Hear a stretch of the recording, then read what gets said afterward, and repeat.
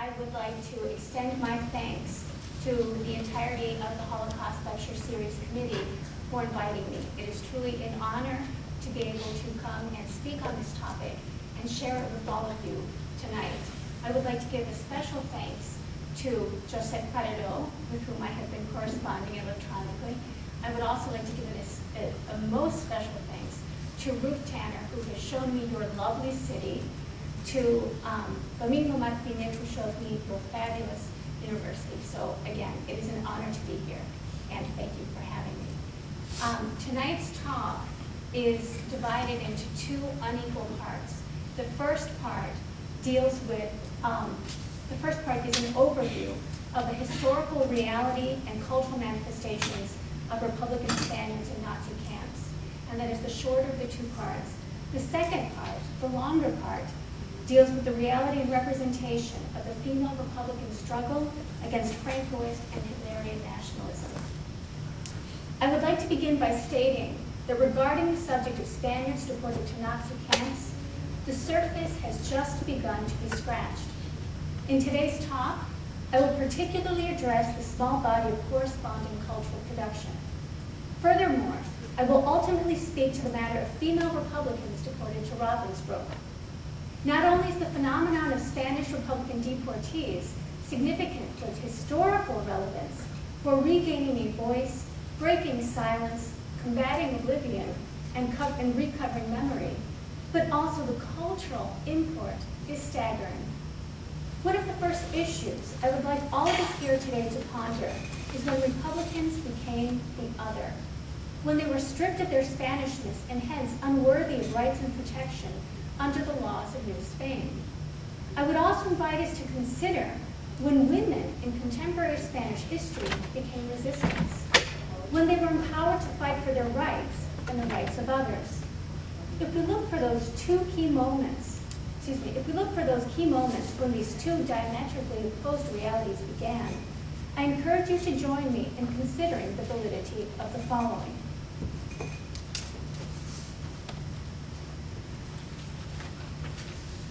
If looked at from a flatly historical perspective, it could be said that Republicans became the incontrovertible other on August 6, 1940, when the first convoy of Spaniards was deported to the final destination of the Nazi camp in Mauthausen in Austria.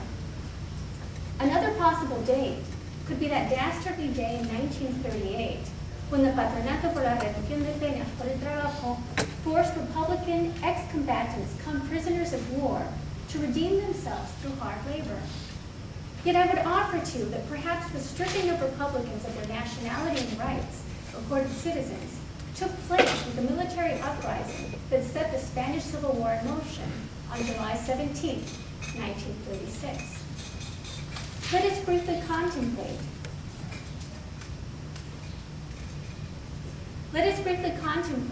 when 20th century women stood up for their rights.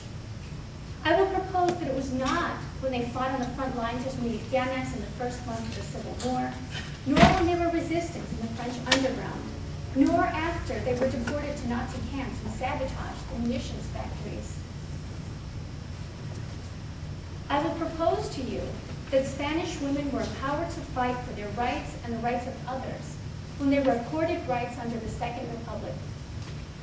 April 14, 1931, marks when Spanish women were no longer second class.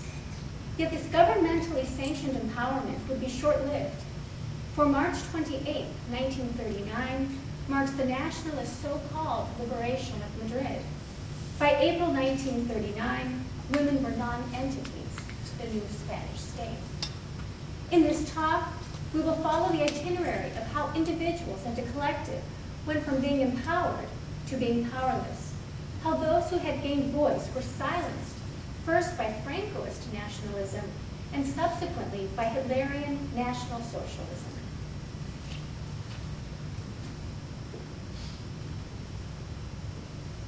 In this first section, I address, from a Spanish cultural studies perspective, select works of narrative, photography, and film from the 1940s until the current decade, which link Spaniards to the Holocaust. 10 to 15,000 Spaniards were imprisoned in Nazi camps with the endorsement of Franco's regime, yet their concentrationary experience was suppressed. As part of Spain's critical literary and legislative drive to reconcile its democratic present with its heinous past, this study shows that the Spanish Holocaust has found its niche in the collective cultural imaginary.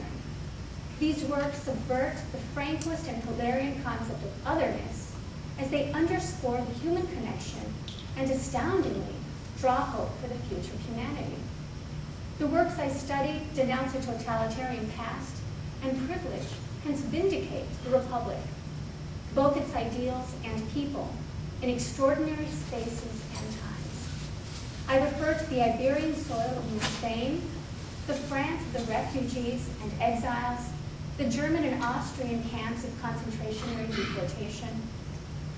The current political climate has made possible the remembrance and recovery of the Spanish democratic past. Both Jacques Derrida and Joe Labagni theorize that the past is a ghost story that continues to haunt in the present. Let us apply the Derridian concept and neologism of ontologie, haunting, ontology, or origins, to contemporary Spain. Particularly, in order to reconcile the present with the nationalist fascist past, the ever-present yet elusive ghost of Republican deportees to Nazi camps must be faced and understood before being exorcised. In the final months of the Spanish Civil War, 500,000 defeated Republican refugees crossed the border into France. During the Nazi occupation, many Republican Spanish exiles participated in the French resistance, viewing this as an extension of the fight against fascism in their homeland. Spaniards came to be involved in Nazi camps for their involvement in battalions, labor companies, the resistance, or simply for being civilian refugees in France.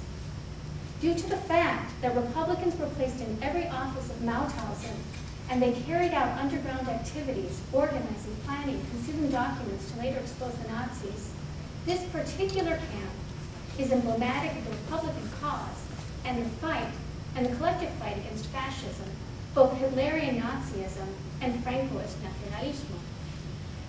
More than 900 novels on the Spanish Civil War have appeared in Spanish. Some 8,000 novels originating in countries outside of Spain have been written on the Spanish Civil War.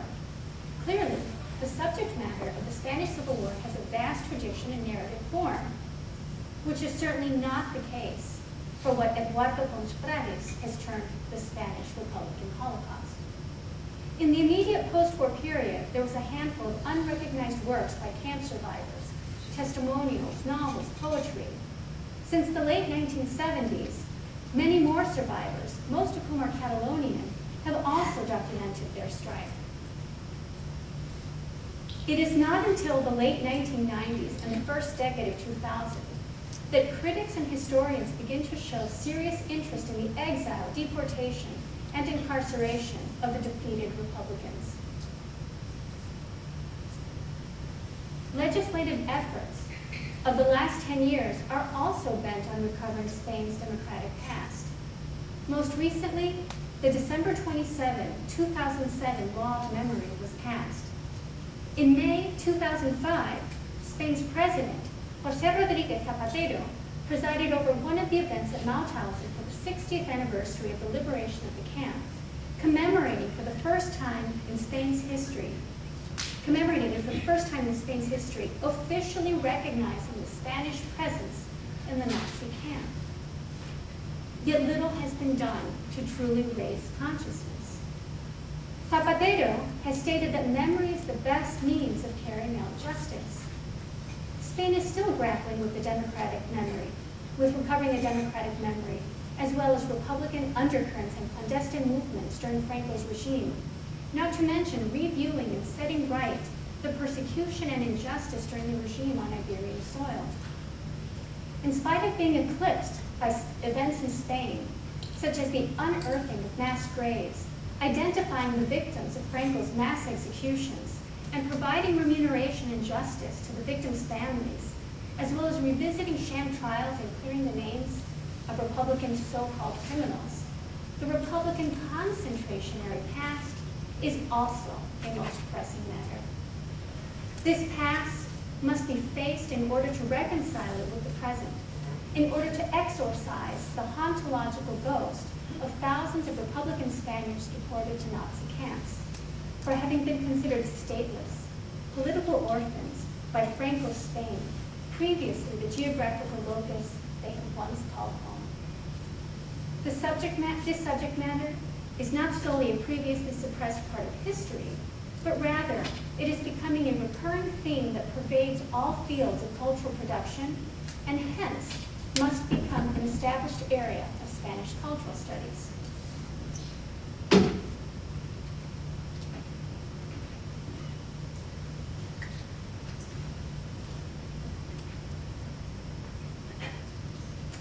If one were to contemplate a link between Spain and Nazi Germany, Guernica might come to mind.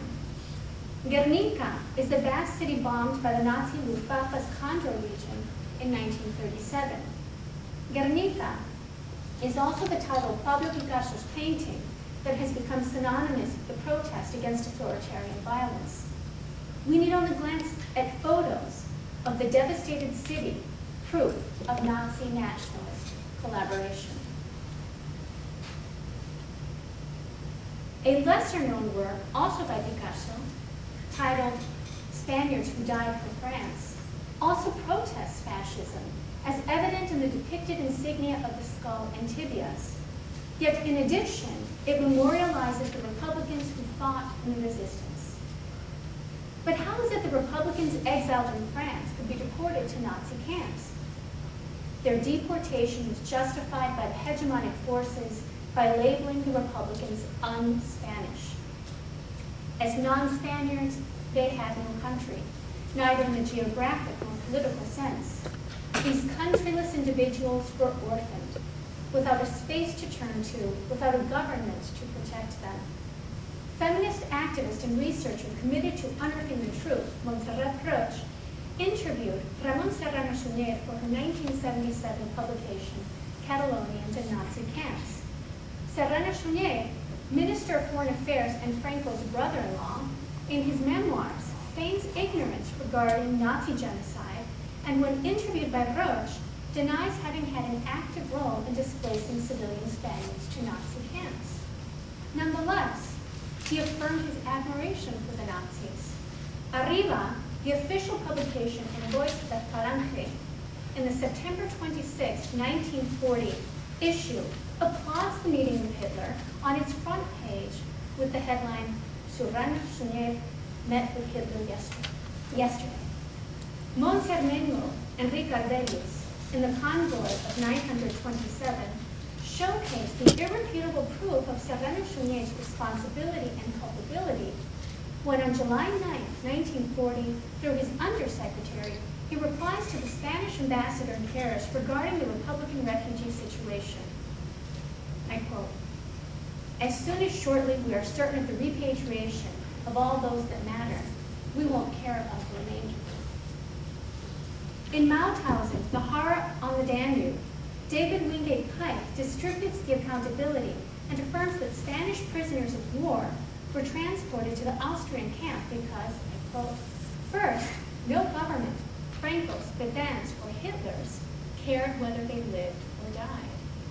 Second, because the camp where they were sent was designed as the worst of all Nazi Germany," end quote.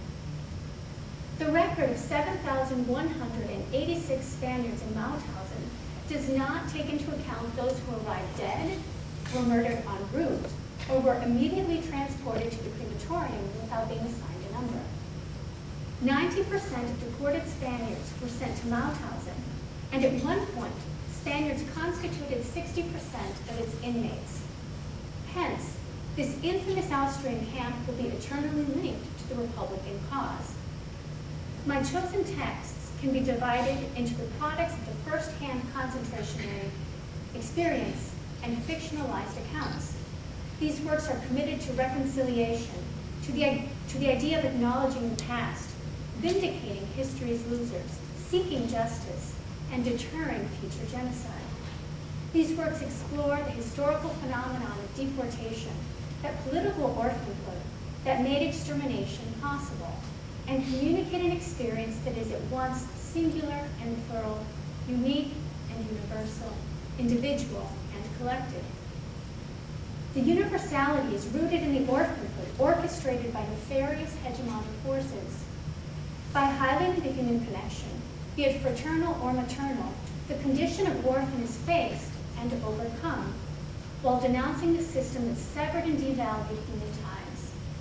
A symbiotic symbolic order, a worldview that fosters reciprocity and kindness, is offered as an alternative, not antithesis, to a phallic symbolic order that structures experience, desires, and fears according to a violent hierarchy. The first voice that breaks the silence regarding Spaniards and Nazi camps is that of photographer Francisco Bosch, who appropriated hundreds of images from the Mauthausen Photography Lab and photographed the liberation.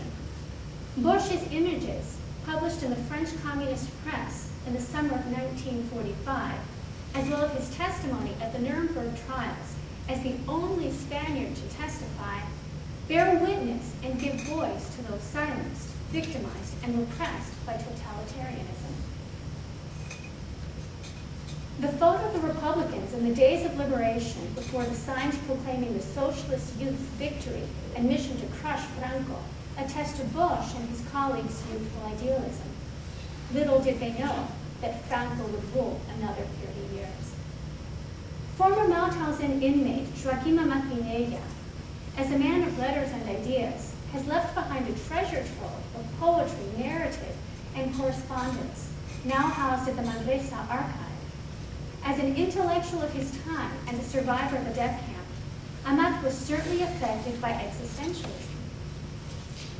In a fashion not unlike the greatest exponent of Spanish existentialism, Miguel de Unamuno, Amat also vacillates between reason and faith, or at least between the symbols of Christian metaphysics and unwavering love in the face of heinous adversity. Amat's poetry and narrative fuse superficial, cultural Christian elements with Sartrean anguish and abandonment that lead to a sense of personal responsibility and duty to fellow human beings. Renowned author Jorge Semprún revisits and reconstructs his concentrationary past in literature or life. In spite of the Buchenwald experience as a discursive foundation, this memorialistic literary work should not be considered either pure narrative or memoirs. The author blurs the boundaries between historical memory and literary recreation. Semprún underscores that history, capitalized, is more real when humanized, when imparted through a creative artifice. Semprún weaves his tale from the linguistic and literary threads of great writers such as Baudelaire, Margot, Kant, among others, in order to question human perception of existence. Like a Maquinella, Semprún drives home that the value of living lies in fraternal bonds of solidarity.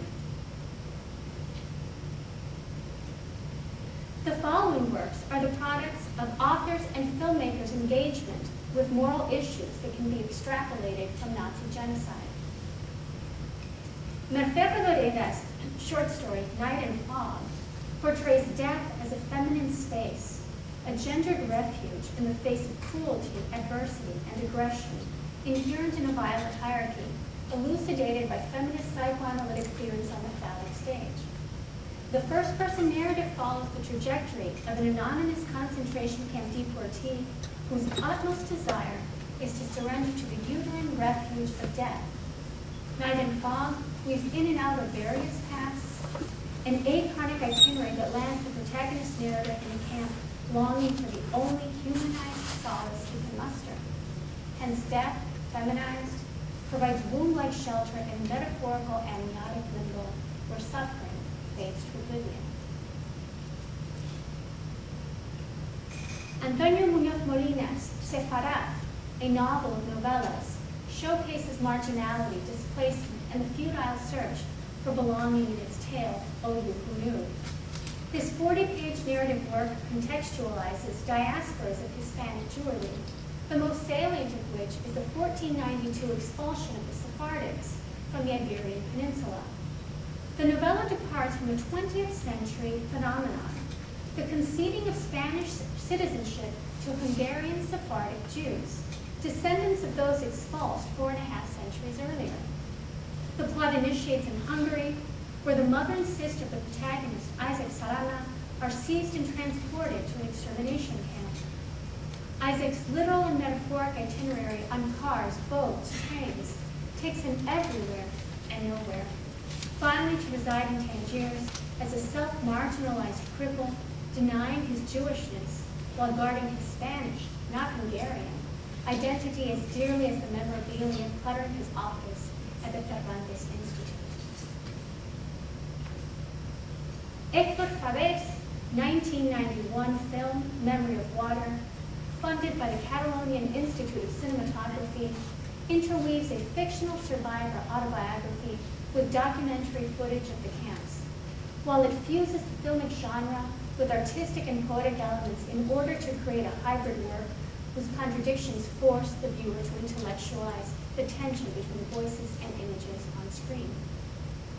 The protagonist, Josette's narrativized recounting overlaps with two feminine voices, a voiceover of his deceased wife writing her diary in Yiddish, and his daughter's diatribe in French. This personal and subjective orality subverts the mute historical images of the camps. Although produced 45 years after the Holocaust, the film highlights that anti-Semitism is not obsolete, as Faber intercalated footage of the 1990 neo-Nazi desecration of the Jewish cemetery in the city of Kafka, home to France's oldest synagogue. Fernando Truebas, The Girl of Your Dreams, parodies the cultural and political nationalism evident in Españoladas, Andalusian-themed musicals of the 30s and 40s that propagate traditional values. With its multi-layered exponential meta-cinema, the film draws from the real-life 1939 Spanish-German co-production Carmen la de Triana, whose plot transforms the figure of Carmen from the exotic Spanish gypsy creations of French gaze evident in Bizet's opera into a national, purportedly truly Spanish representation of national identity and values. Trueba also directs a postmodern nod to two Hollywood productions that applaud resistance against Nazism, to wit, the melodrama Casablanca and Ernst Lubitsch's comedy To Be or Not to Be. The conclusion of The Girl of Her Dreams, with the protagonist Macarena fleeing from Nazi persecution with her Jewish concentration camp escapee lover, clearly favors Hollywood's take. Hence, Trueba invites the mass consumers of celluloid to interpret the link between cultural national identity and political nationalism. In spite of the differences of genre and cultural category, the aforementioned works are unified by the flat rejection of all permutations of fascism and further cement the Republican ideals of symbiotic solidarity and hope for humanity.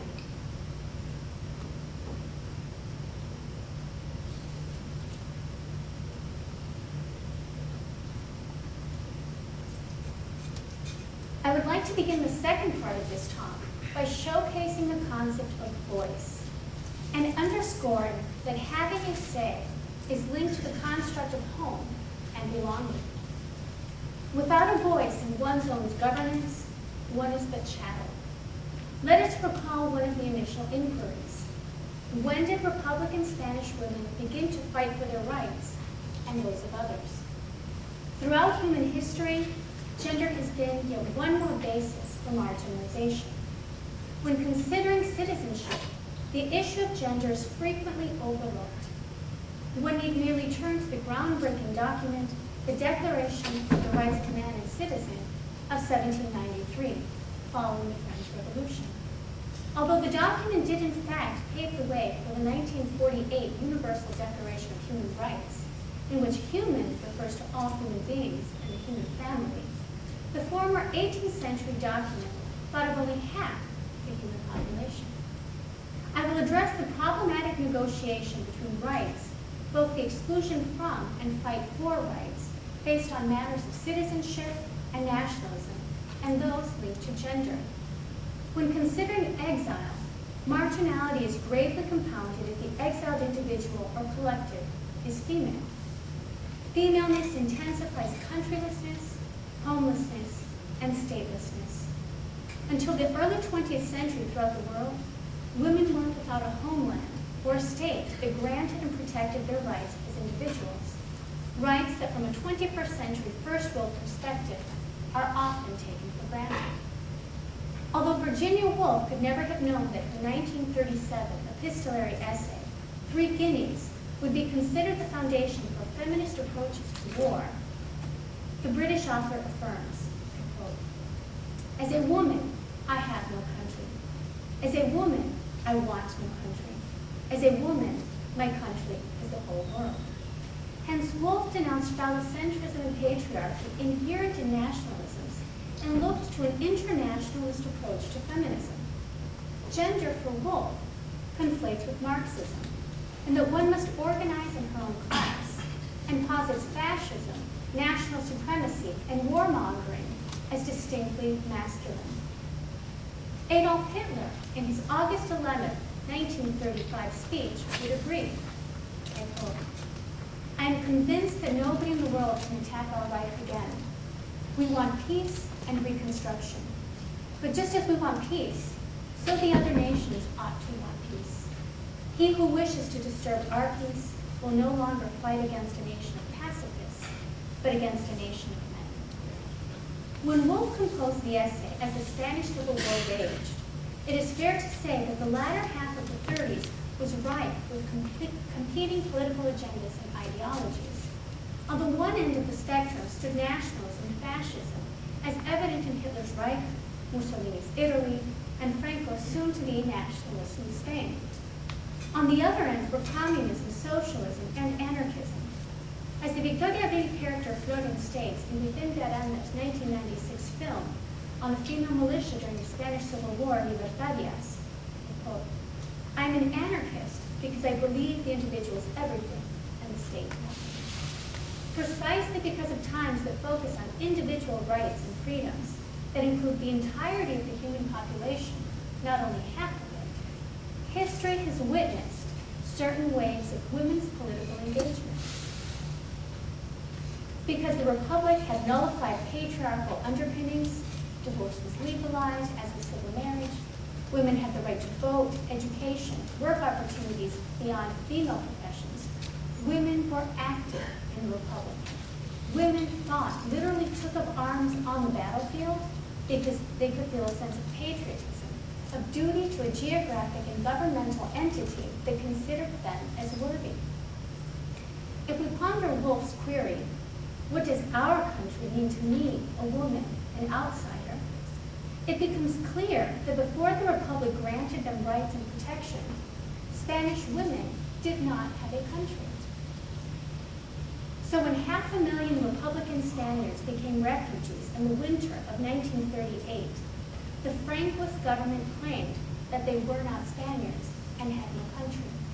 Therefore, these Spaniards were stateless and hence disposable, as evident in the French refugee camps and later deportation of 15,000 of them to Nazi extermination camps. But the women were doubly stateless. Had they returned to Spain, had they repatriated, as women, their rights had already been nullified by the government of New Spain. In spite of its motto, one, great, and free, Franco's Spain was certainly not unified, and the term free was a mockery. Let us scrutinize the concept of voice through a gendered lens to discern that for women, a humanitarian, feminist, international connection is greater than national roots.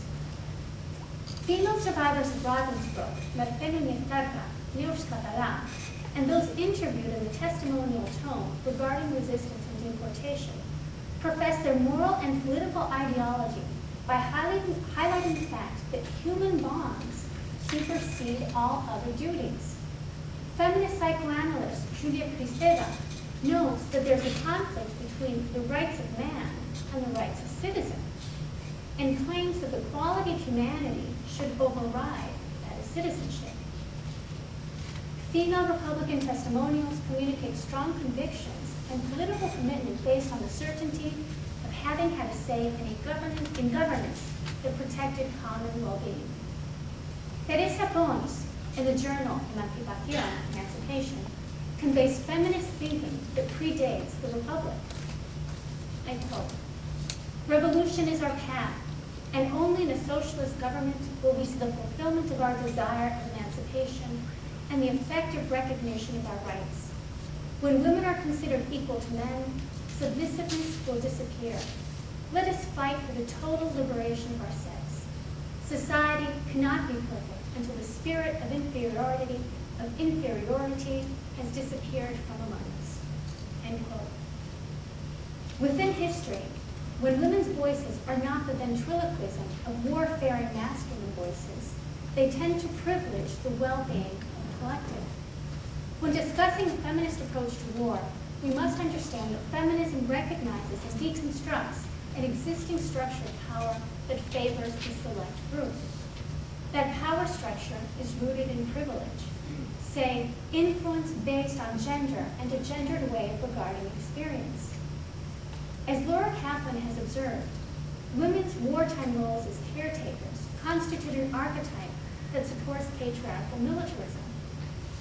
Hence, nurses, prostitutes, primary school teachers who glorify war, and patriotic mothers who raise their sons to be soldiers all provide support for the war system. This is why the milicianas, in those few months from midsummer to early fall of 1936, were truly revolutionary. They had ceased to be auxiliaries and refused to believe that they were reduced to reproductive vessels that rendered cannon fodder.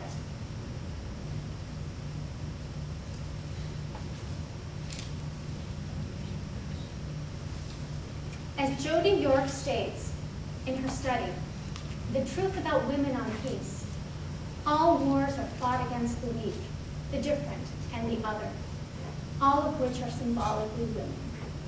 War and militarism must be stopped if women and those associated with them, the weak, the very young and very old, the poor, those of wrong color, are to change their situation. War, with its necessary death, misogyny, homophobia, and economic iniquities, provides a primary impediment to women's equality in the world. If women cannot have equality, no one can. End quote.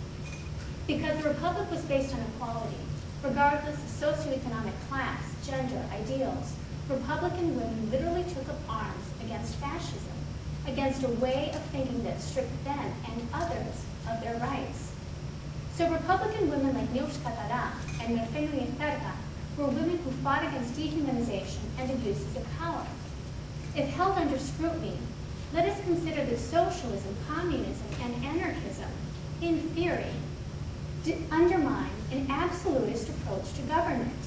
In theory, they discredit hierarchical power mongering and instead propose that government reflect the will of the collective. These same tenets are the foundation for feminism, where abuses of power are denounced for being the result of a hierarchical worldview that consists of binary oppositions. Allow me to elucidate.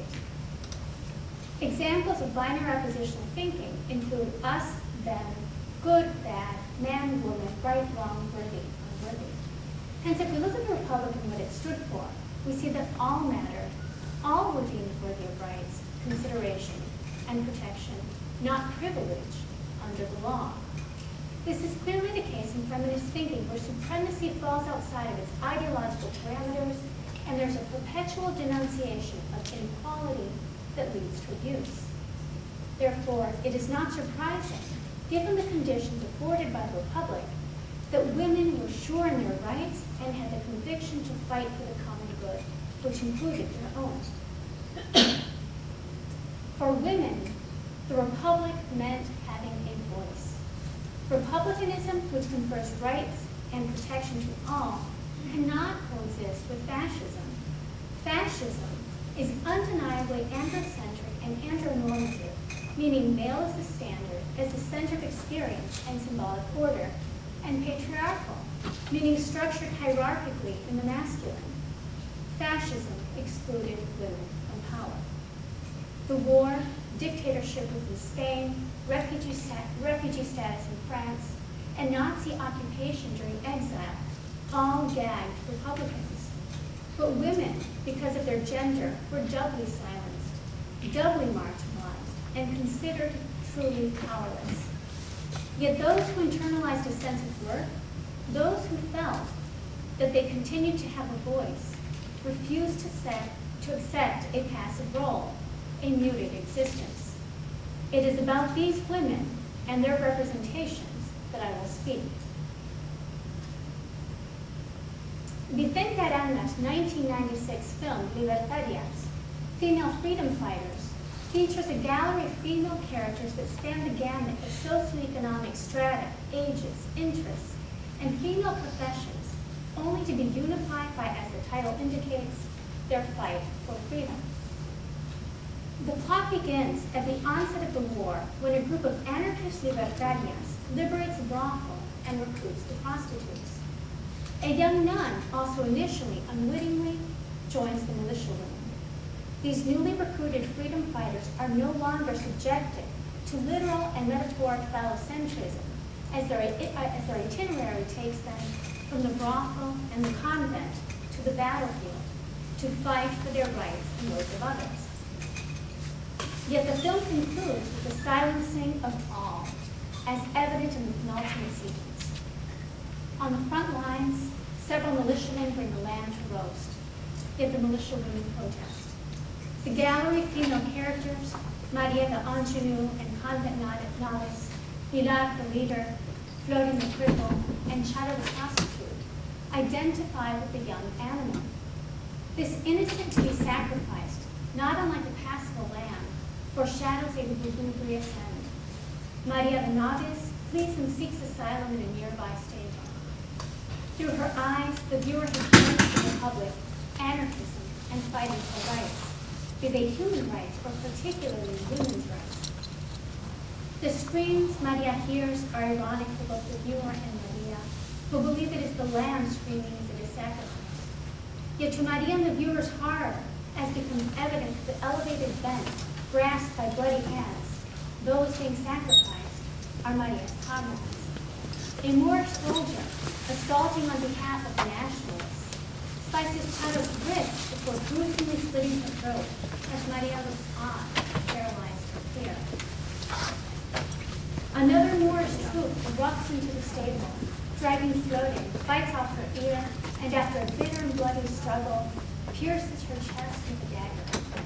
The final blow comes when Maria's raped as a knife is pressed on her mouth, preventing her from screaming or moving without further severing capable cavity. This scene proves most revealing when considering not only the violence perpetrated, but also the symbolism of each body part brutalized. Charo's hands, slit at the wrist, are the result of the first onslaught. Hands represent power, usefulness, and productivity within society. The violence against them signifies that the owner and all that she represents have been rendered impotent. The slicing of the throat mimics the slaughter of an animal, such as the lamb that would have been the evening's feast. Hence, Charo, representative of the group, has been reduced to meat, carnage, upon which hopefully meaning will be conferred. Florin, a spiritist who throughout the film has channeled the spirits of dead Republicans, represents the spirit and the voice of the vigorous Republic that appears to meet a violent end as she is pierced through the heart.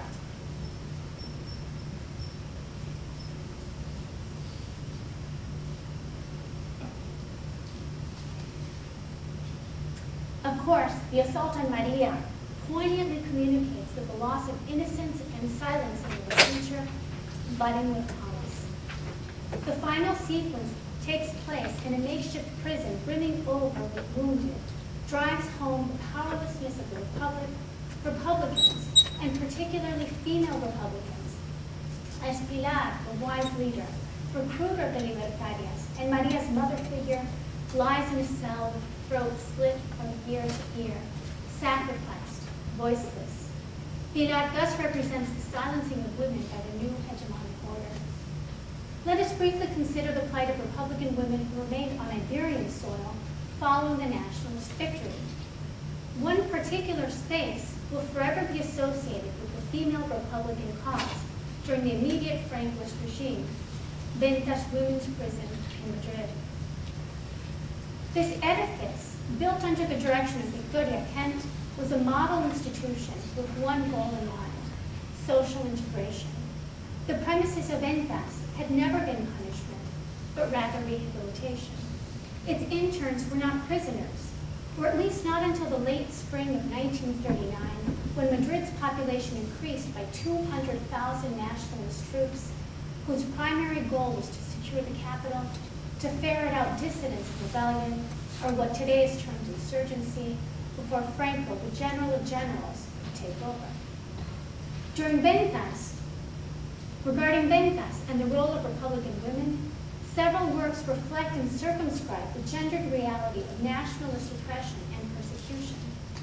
The first work is Dulce Chacón's 2002 novel, La Voz Dormida, The Dormant Voice, whose plot takes place within the walls of the Ventas prison, with a view of Madrid's bull ring as a constant reminder that the brave, strong, and noble creatures to be sacrificed under the guise of pomp and circumstance are Chacón's characters, whose experiences overtly reflect those of the myriad women in that stifling hot summer of 1939. Carlos Fonseca's historical research tome, Trece Rosas Rojas, named after the 13 Republican women executed by the nationalist victors on August 5, 1939, provides a detailed, factual, in-depth look at the summer following the defeat of the Republic that led to mass trials, executions, and incarcerations, not to mention a most shameful superlative, a black spot in 20th century Spanish history, the sham trial that led to the most prolific execution of women in Spain's history. The 13 Red Roses are now part of the popular imaginary, as evident in Jesus Ferrero's 2003 novel, Emilio Martinez Lázaro's 2007 fictional film, a 5-part documentary, and a plaque honoring them in Madrid's Almudena Cemetery. I would like all of us to think back what the final months of the war must have been like for Spaniards, Republicans, and women in particular, who remained on Iberian soil as the new military government made its claim on the land it was saving from the Red East. The 13 Red Roses could not have been viewed as posing any danger to the winners. Many were organized and hence resistant, but given the winners' sexist, misogynistic view, women were incapable of posing any real threat. Therefore, the point of imprisonment was simply to strike fear in the hearts of the defeated. In the first months and years of Franco's Spain, roundups and sham emergency expedited trials resulted in immediate incarceration and, in many cases, no state execution. Yet the mockery of justice was based on many charges that were reduced to one: rebellion.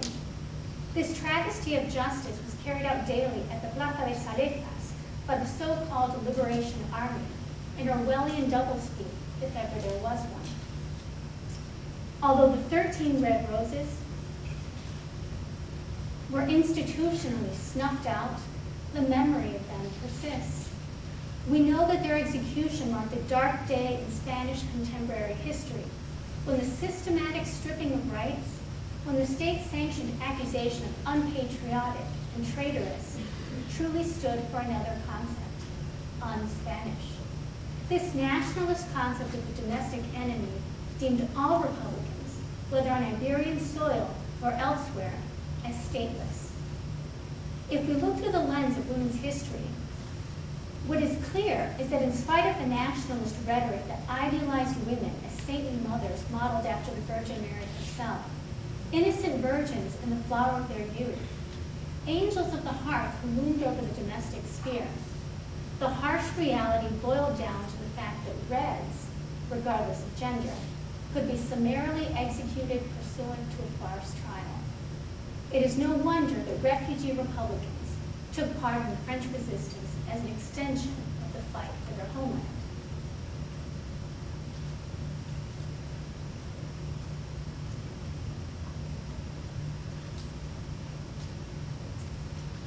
For her recent documentary project, Mujeres en Pie de Guerra, Susana Koska interviewed 8 Spanish women who fought against fascism.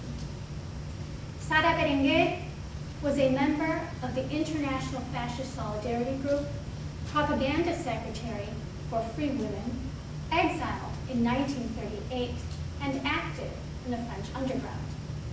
When asked why she was so active, even when in the late stages of pregnancy and carrying a toddler, her response was that a woman could defend her work, and that women were at the same stature as men. Berenguer's activism and resistance were very human-centered. She established a network of safe spaces where refugees in resistance could seek shelter and pass information. Maria Salvo was a member of the Socialist Youth Organization, exiled in France in 1939. When she was forced to repatriate, Salvo joined the anti-fascist fight, was arrested, and spent 16 years in different Francoist prisons. Her description of the Ventas prison in Madrid is heart-wrenching due to the inhumane conditions, the interrogations, the brutal beatings, the gendered humiliations. Yet her story is also most uplifting, for she presents to the viewer the solidarity, friendship, and kindness, as well as the collective struggle to organize and fight against fascism. I quote, "In Ventas, there was already political work underway. The fight was not over." She describes how she and her fellow inmates were proud of being political prisoners. She states, "We had the strength of being right." While jailed in Segovia, she declares that it was a political training ground. The most patent organization was communism. In fact, the inmates wrote, edited, and circulated by hand a communist paper. Hence, incarceration fanned the flames of hope. Salvo stated that the war constituted a time of change for women and that social change had disappeared. Neus Català is the most pronounced voice of the female Republican Catalonian concentration experience and is emphatic about her resistance. I quote Català, "To not die in Ravensbrück was an act of resistance." When asked how she felt after the Nazi defeat was evident, Neus answers that neither then in 1945 nor at the moment of the interview in 2003 did she feel liberated. I quote, "I will not feel liberated while there is not peace in the world." Català's approach to peace and its counterpart war is distinctly feminist. In her study on women's peace camps, Jodi York has concluded that these camps were designed around what she terms female organizational structure that emphasized decision-making by consensus, task sharing, and fundamentally a rejection of hierarchy. We see these same traits in female testimonials, and particularly in Català. Feminism is not an inversion of patriarchy, meaning that feminism does not replace a phallocentric hierarchy with another hierarchy. Rather, feminism dismantles and subverts thinking that privileges what society labels as masculine, such as aggression, winning, beating the other. All this translates into a type of supremacy, a good, bad, self-other paradigm. Feminist approaches to war vary greatly. On the one end of the spectrum, some liberal feminists promote women's rights to be on the front lines. On the other end of the spectrum, other feminists posit that war is a masculine endeavor, that war must be rejected, and peace worked toward. What is certain is that militarism is patriarchal and phallocentric. As such, its underlying structure is that of a violent hierarchy of binary oppositions. The good versus the bad, us versus the enemy, the stronger versus the weaker. Of all ideologies, fascism is particularly gendered and misogynistic. For as April Carter claims, it exalts manly warrior values, relegates women to their homes and their warriors' beds. Spanish Republican women fought fascism, regardless of its permutation. As evident in all the cases viewed to this point, these women were involved, active in war, but not to conquer, not to nullify the other, not to dehumanize. Rather, the underlying dual concept in the female Republican fight is the defense of rights for all, including those of women, and the resistance against authoritarianism. Peace-centered feminists such as Jean Bethke Elshtain argued that women should as citizens play a role in just wars. This is exactly what Neus Català, Mercedes Farha, and Republican female resistance have done.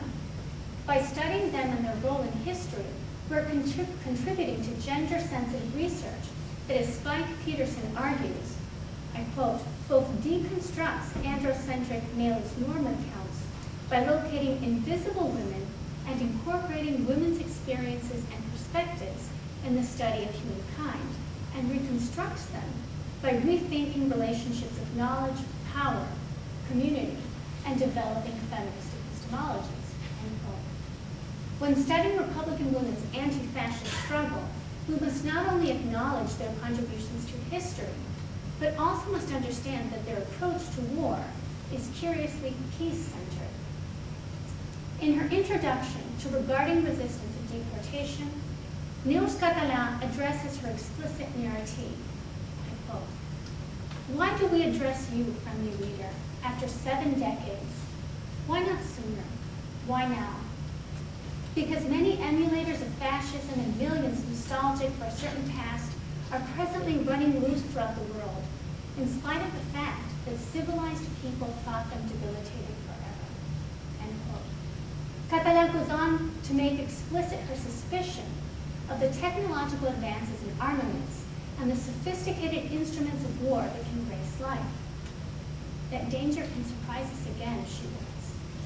Hence, her collection is a cautionary tale of the past to prevent a dastardly future if the echoes of totalitarianism are understood by some to be the deafening beat of a militaristic drum. Català states her second purpose for compiling her text is to underscore the role of Spanish women in the French resistance.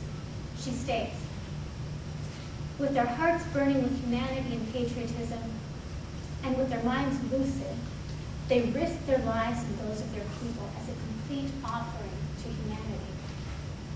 Here, we must carry out a textual analysis of various elements of Català's explicitly stated purpose. The repetition of the term humanity is polyvalent. The first employment of it, hearts burning with humanity, connotes kindness, the condition of being humane, what has been termed an ethic of care. The second term, humanity, refers explicitly to the human population, in other words, everyone. This inclusive biophile approach that stems from a connection of kindness is the foundation for the various permutations of feminist approaches to war.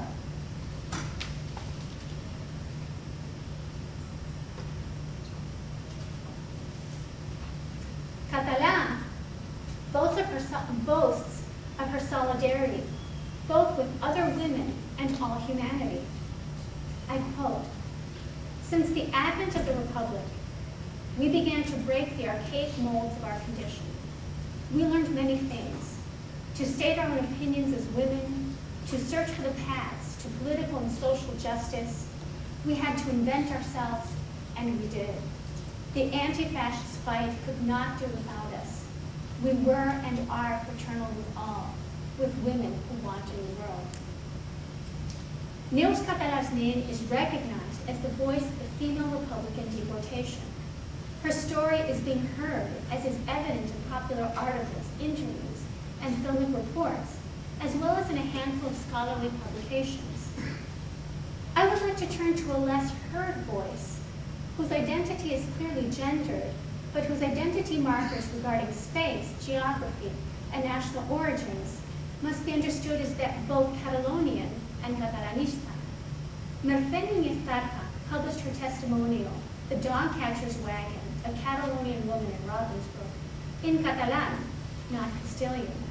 Núñez Farha should be considered the first uniquely female voice to break the official silence.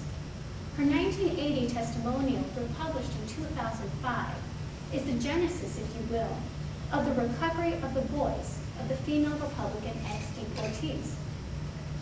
The trajectory of the Republicanas from the Republic to the immediate post-war period reveals, on the one hand, the sense of social and political empowerment felt by those brave young women, and on the other hand, the slippery slope of not social drift, but what I will term political and carcelary drift.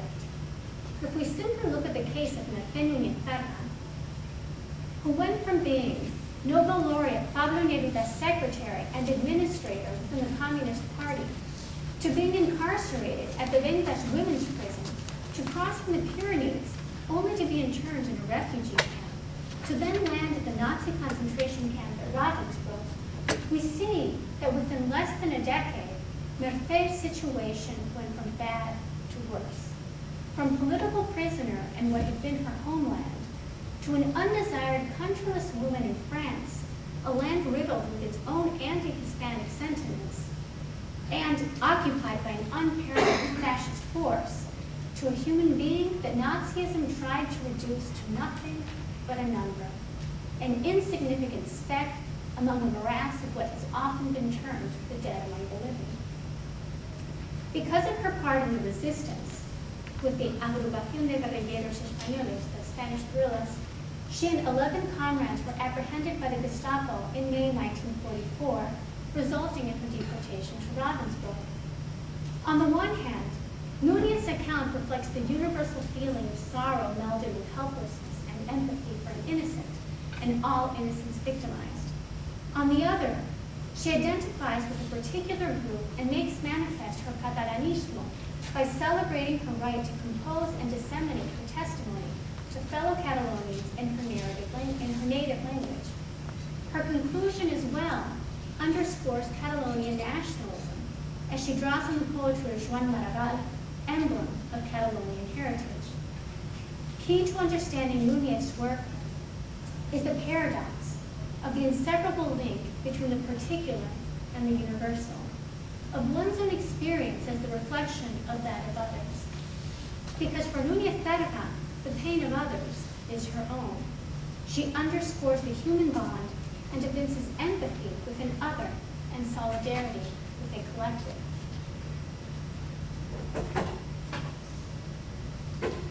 Nunez takes the title of her book from an emotional memory, a psychological trauma of her childhood, a time when she was helpless and hopeless, to stop the victimization of those rendered powerless and deemed extinguishable. At the camp, due to exhaustion, this horrific childhood memory haunted her. Nunez Ferran describes how, as a child, the dog catcher's wagon would often pass through her neighborhood and provoke a chorus of barking, growling, and wailing. Nunez particularly recalls a trembling small white dog who, when collared by the dog catcher, let out a small, piercing scream like that of a child. The author relives how she was moved to tears, especially as masses of strays rounded up would be euthanized with gas. This memory was resurrected every time she felt helpless and forced to witness the snuffing out of those in need. I quote, "The memory of those Jewish children is like a permanent wound, never healed for us deportees. That is why when anyone tries to justify other genocides, in their name, it hurts me as if I were seeing them murdered for a second time."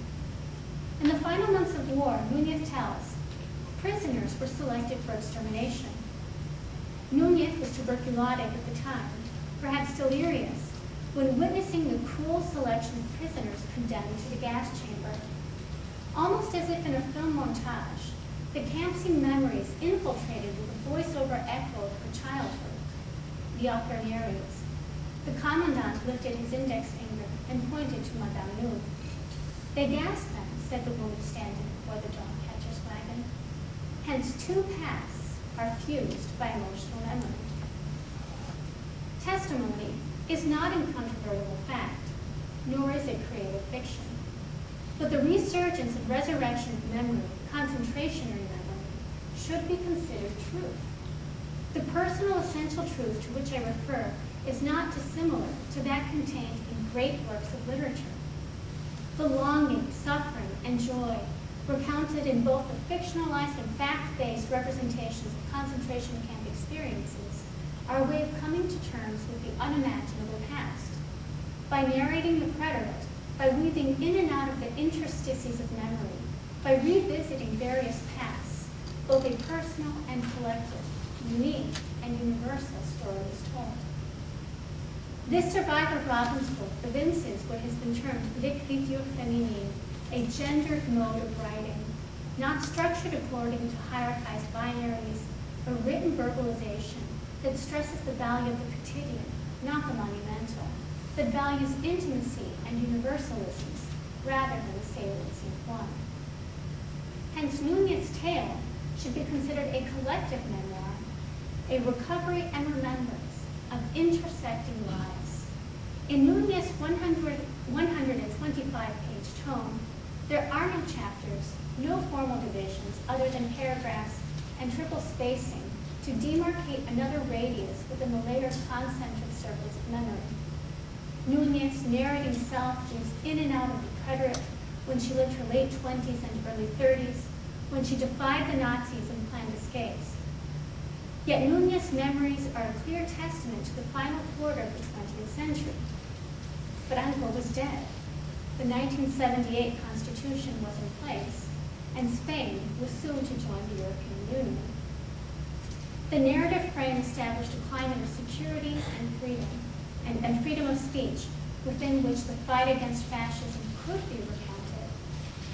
Núñez intercalates her tale with the personal, intimate stories about her comrades, what was special about them, how one had a beautiful smile or laugh, or how another treated all with dignity, grace, and culture.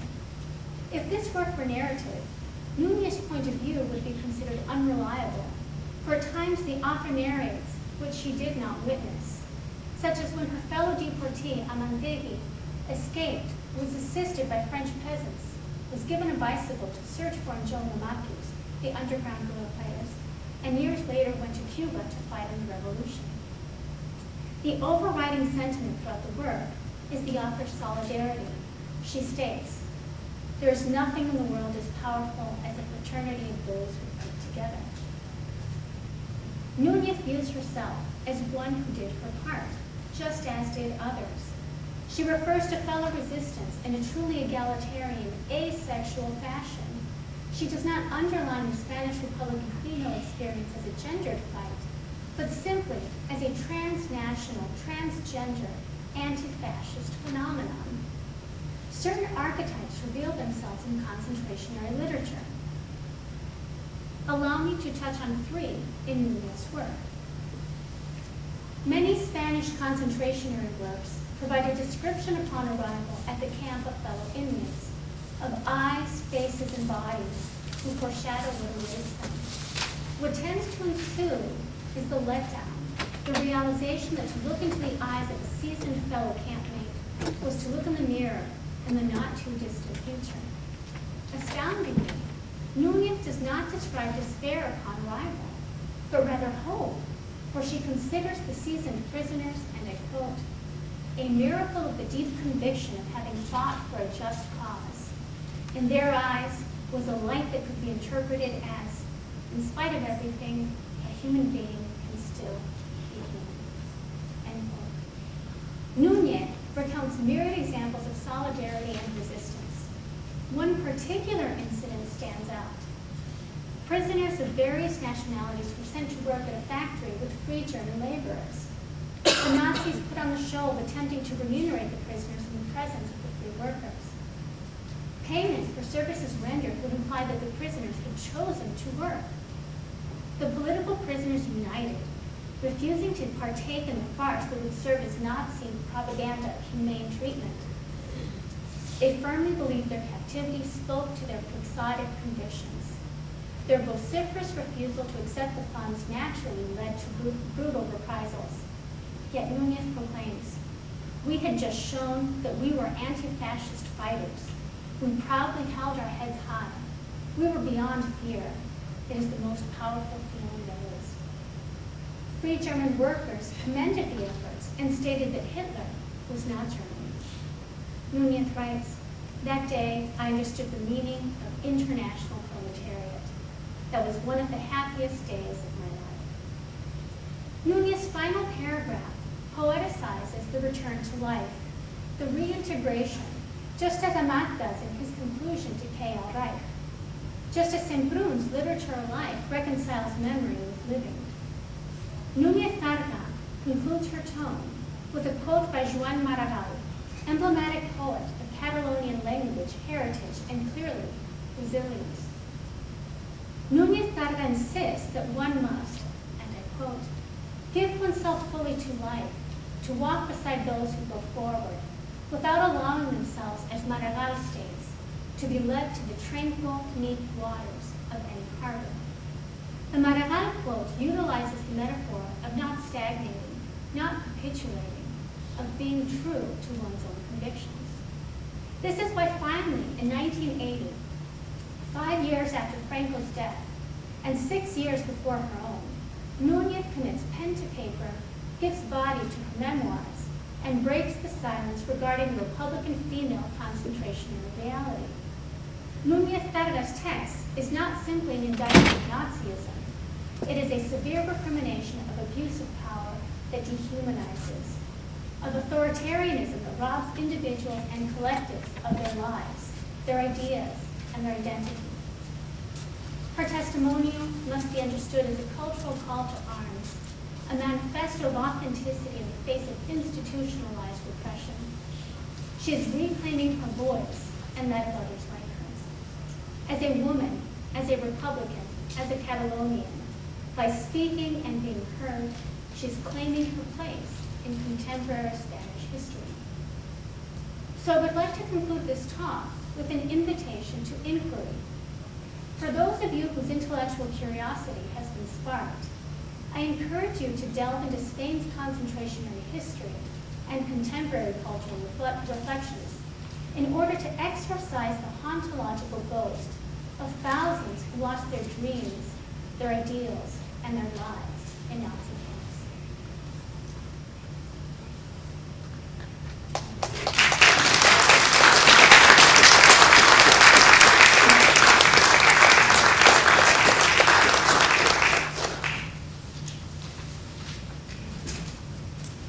Yes. Does anyone mind if I come down here so I can see and hear better?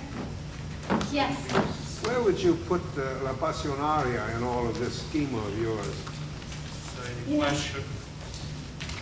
I'm handicapped, I can't get up there. Oh, interestingly, the question was, where would I put La Pasionaria, Dolores Ibarruri, in all of this? Dolores Ibarruri was the voice of the Communist Party in exile.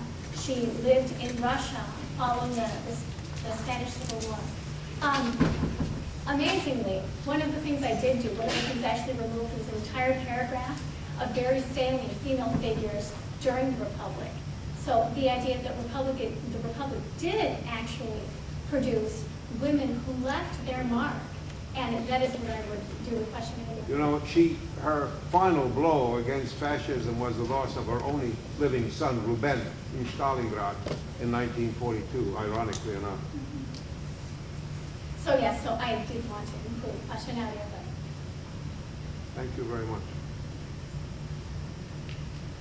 I think just a word, one can see this picture again, probably how this story of the Spanish people is mixed with France. It's an intimate story with France. France was the country which hosted some 500,000 of people arriving.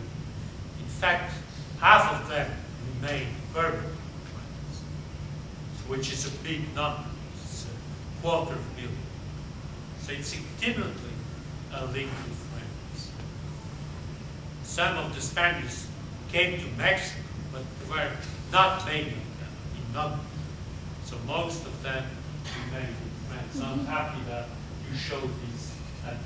I don't want to take long, but just to show that this is...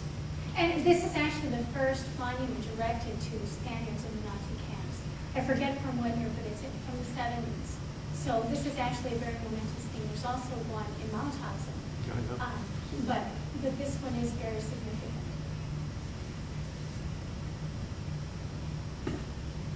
Yes. You showed it at a bibliography of research we've done. Yes. Just wondering, in Spanish universities, are there any courses that you love that dedicated? Courses, ooh, that's interesting. I don't know of any courses particularly. Should I repeat the question? Did everyone hear? Yes to repeat, or yes, everyone heard? Yes, repeat. The question was, do I know of any courses taught in Spain that are dedicated specifically to this topic? No, I don't know of any courses, but I would have to guess that they would be probably in Catalonia. There's a critic, a historian, who's actually, really moving a lot of this forward. Do you know of any courses? It would be fabulous.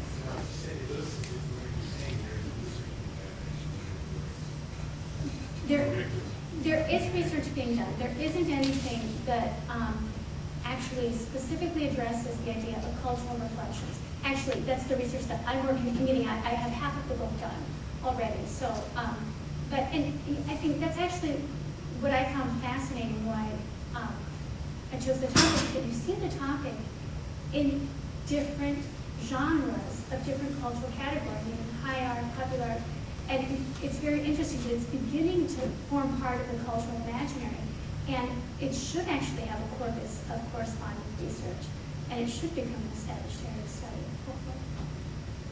Yes? First of all, very interesting. Thank you. I didn't actually know that there were concentration camps in Spain. But can you tell me some idea how many camps were there and how many Spaniards died? In the labor camps in Spain? Right. That I do not know. There was a conference a few years ago, I want to say it was about in 2000, that dealt specifically with that issue of the different prison camps, labor camps in Spain. So no, I don't know the actual number of people who died in those camps. And in terms of terminology, I know the term concentration camp is used very readily, and I would not call them concentration camps, I would call them labor camps, because what we see with the Nazi concentration camps is one of the ideas was causing death. And in the labor camps in Spain, the specific idea wasn't to cause death, even if people did die. So I'd rather not take away from the heinous nature of the Nazi camps by saying that the work camps were concentration camps. But many people do use that term. Just as they do with the refugee camps in France, many people refer to them as concentration camps also. My question was your comments about Spanish fascism, that they essentially maximum kind of phenomenon. At the same time, there's the German fascist journal, there's lots of articles about this organization that show feminism way of training. There's also later the second opinion. Yes. So how do those kind of things function within your scheme? Because there's a very strong difference between female and feminist. Female is simply the condition of having that anatomy. But with the sección femenina, what we actually have to see is this very strong dichotomy being inculcated, meaning that you have men and men are manly and are socially expected to be a certain way. And then you have sección femenina, which did teach hygiene classes and teach women how to be good wives and mothers and all of this. And so what we actually have to see there is a very rigid hierarchy of binary oppositions, meaning women are this way, men are this way. So the sección femenina wasn't feminist in the very least, but rather it stripped women of having any power or strength in the home and in anywhere outside of the home as well.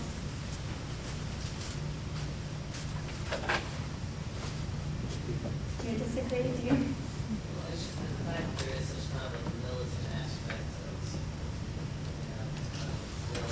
it's not military, but it does have that kind of complication. And that's the part where it seems to be a little bit more free, or it's not entirely taken away from that power. And I understand what you're saying, that the reality is that it's kind of unusual power. Nonetheless, it is kind of significant here. That's sort of second feminism would be an example of what I termed as ventriloquism of masculine fascism. And when I say masculine, I think all men, it's that way of thinking, it's that symbolic order, you know, that way that experience is perceived.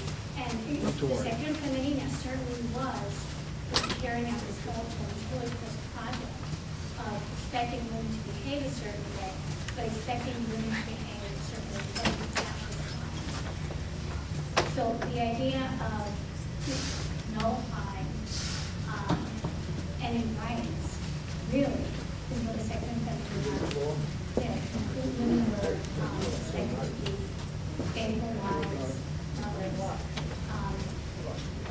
and I don't know, so maybe women's issues and women's studies, I can't confuse that with all, you know, as being in any way feminist, even if it is specifically for women. Take one last question. How would you evaluate the balance between remuneration and revisionism? I'm sorry, could you repeat that, please? How would you evaluate the balance between remuneration and revisionism? Oh, that's a good question. Okay, the question was, how would I regard the difference between remuneration and revisionism? Remuneration, I would happen to view as actually trying to set things right. In other words, that search for social justice. And revisionism, I was thinking, which one do you think is having more effect in modern Spain? well, revisionism, I think the term revisionism connotes the concept that there's an absolute way of looking at things. So, for example, when we're talking about revisionism and we think of history, it's saying we're rewriting history, and this is the official story. Because the works that I deal with are cultural manifestations, I actually even view the testimonies as not even being, you know, historical truth. They have elements of historical truth, but they can't be accepted as absolute truth. They're too subjective. Because they are not parting from that premise that that is the truth, I can't view them as being revisionist, but rather as supplementing history that previously purported to tell the whole story. So I view history more as something that's fragmented, that relies very much on personal perception and experience instead of this absolute monolith of what took place. So that's why I don't think this is revisionistic. I do think it is supplementing, complementing, and providing different facets to a reality that affected so many people. I mean, referring to those who say there is no Holocaust.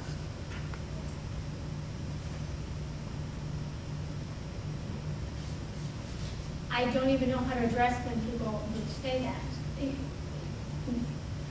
It's like with the 2-year-old saying, this is it. No, it's not. Yes, it is. What can you say? People who say that something doesn't exist. I don't know. Okay, I want to ask you a question, just it's in some comments.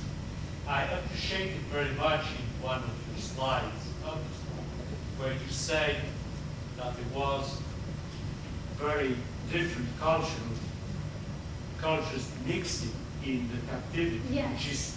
which is evident that several people are coming from very different horizons. So the thing I wanted to emphasize, and certainly you have seen the face of Neus Catalan at the age, in that picture, I don't know. Maybe, yeah. Well, she's now, I saw the birthday with 1915, so she's 93 now. It's a lady I've accompanied several times with, she has been hanged. Have you noted one thing, and I want to ask now this question? That was, she's still radiant, she's joyful.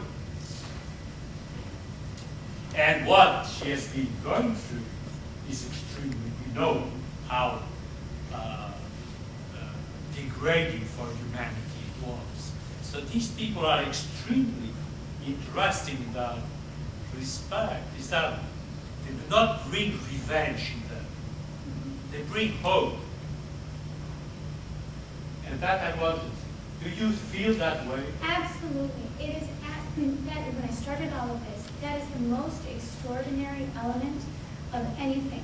I kept thinking that I would see some vengeance and vindictiveness, and I don't see that. Even sometimes in the testimonies when it appears, oh, at this point, when so-and-so brutalized me, I felt hatred and stared back. But then there's always the point of, I cannot feel hate. In fact, there was a section that I took out from the paper that dealt precisely with that, where both Núñez Carga and Neus Català specifically do say that they had to let it go. Núñez Carga testified in a trial against Nazi collaborators, and she, after the trial, wanted to face the person that had condemned her to Ravensbrück. And she thought when she faced him, she would be so angry and filled with hatred, and she couldn't. She said she faced him, she saw him, and she simply could not hate. That aspect that you've mentioned, Joseph, is truly the most astounding of all of this. And granted, we have to think that the people, who were the survivors, the ones who produced works because of that and survived, that I'm working with, anyway, do not have that. And granted, they have written after the experience, years after the experience. And so that's curious to see. But that's a wonderful point that you bring up. Maybe A wonderful way to I put can it. just continue this comment and say the following. At the beginning, I introduced the name of Neus Català as being given largely. And I say also the French united these two women, Neus Català and Geneviève de Gaulle Anthony. So what I say that here we can maybe ask a little question to Amélie.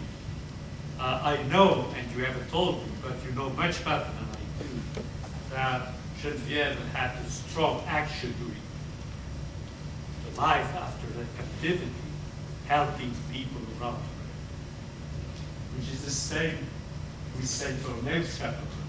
It's the hope. Could you just say a little word about the action after her captivity? She was in Ravensbrück, both were in Ravensbrück, until the end of it. Well, she was a very extraordinary person. She went through all of this, and she was that little person who had a soul of conflict and smiling all the time, and very helping everybody. She was president of a group that was founded, we call it California. She was the force world, the poorest in the richest country. And she had been, she was working with AIDS on that. She was not turning into a pastor's student, but helping other people with passion. Helping other people to those through difficulty.